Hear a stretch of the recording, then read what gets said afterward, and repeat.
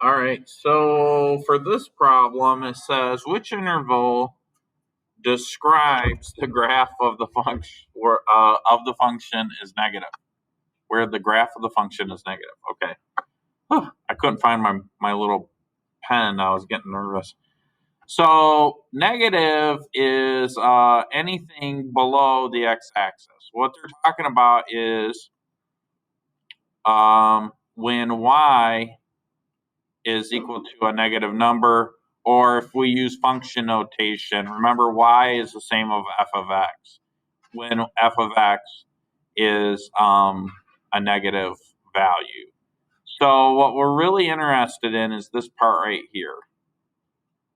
This part of the graph, the f of x or y value is negative, right? So x is positive, but we don't care about that. But my y value is negative for sure, right? If I think of the coordinate points on that line or curve. So then how do I describe that? Well, we're going to say when x is, it's probably at 2, it equals 0. So I'm going to say when x is greater than 2, I think will be the best way to say it. Oops, lost my thing. So I think that's what we could say, that because when they say the interval, because it's a function of x, we can define what part of the function is based on defining what x would be. So I'm just double checking real quick.